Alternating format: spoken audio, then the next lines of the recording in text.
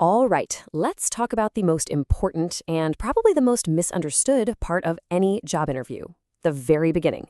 You probably think you have the entire interview to win them over, but, well, the reality is that the decision is often made in just the first few moments. Let's dive in. 5 minutes. That's it. So, what's so special about this number? It's not about the small talk, not really. It's the tiny window where an interviewer's gut feeling about you gets locked in. And trust me, that gut feeling is way more powerful than you think. Believe it or not, 5 minutes is often all it takes for a hiring manager to form their first impression. And whether they know it or not, that fundamental decision is usually made right then and there. The rest of the interview, a lot of the time, it's just them looking for evidence to prove their first impression was right. So yeah, the stakes are incredibly high from the very first second you walk in. So what is actually happening in those crucial first 5 minutes?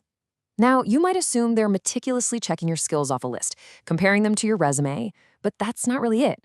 The first test you have to pass isn't about skills at all. It's actually about something way more primal.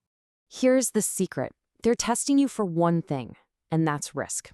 Every interviewer is running this subconscious risk assessment. Their brain is basically screaming, will this person be difficult? Can I trust them? Are they going to be a total pain to work with? They have to protect their team from a bad hire. So, job number one for you, prove you are a safe bet.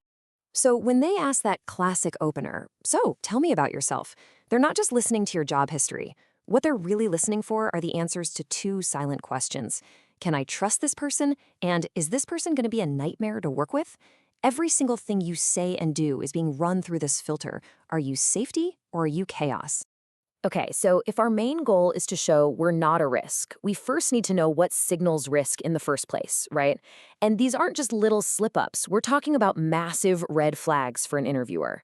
So let's break down the three biggest mistakes that just scream risk. All right, first up is the rambler. You got a question, and you just launch into this long, winding, unstructured story. You think you're being thorough, right? Giving them all the details? But what the interviewer hears is total disorganization. It makes them wonder, if you can't even answer a simple question clearly, how are you going to handle a complex project? It just tanks their confidence in you instantly. Okay, number two, getting defensive. Imagine this. The interviewer asks about a gap on your resume, and you can just feel yourself tense up. Maybe you get a little evasive. That is a huge red flag. It sends a really clear signal that you might not take feedback well, that you could be difficult to manage, or worse, that you're hiding something. It just puts up a wall between you and them. And mistake number three, and this one is an absolute killer, not actually listening. You're so prepared with your perfect, rehearsed answer that you completely miss what they actually asked. I mean, answering a question they didn't ask, that's pretty much a one-way ticket to the no pile. It shows you're not focused and, honestly, that you don't respect their time. Okay, so enough about what not to do. We've seen the mistakes that just scream risk. How do we actually flip this script? How do we stop signaling danger and start building trust right from the get-go? Let's get into how to project that quiet confidence they're looking for. It's actually pretty simple. For every one of those risk signals, there is a powerful trust builder to counteract it. So instead of rambling, you show structured thinking. Instead of getting defensive, you practice professional humility. Having the confidence to own a weakness or a learning moment. And instead of jumping in and answering the wrong question, you use calm clarification. Something as simple as, hey, just to clarify, you're asking about X, right? That shows you're locked in, you're careful, and you're a great listener.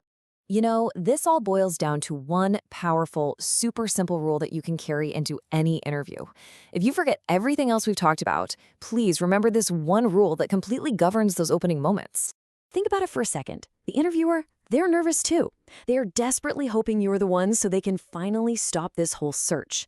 So your absolute number one job with your very first answer is to make the interviewer relax. When you come across as calm and clear and confident, you put them at ease. You make them lean back in their chair and think, okay, this person has it together. This is going to be a good conversation. That is how you pass the risk test. So next time you're prepping for an interview, think beyond just what you're going to say. Focus on the impression you're going to make.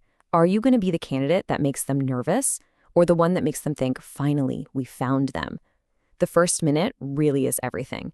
What will yours say about you?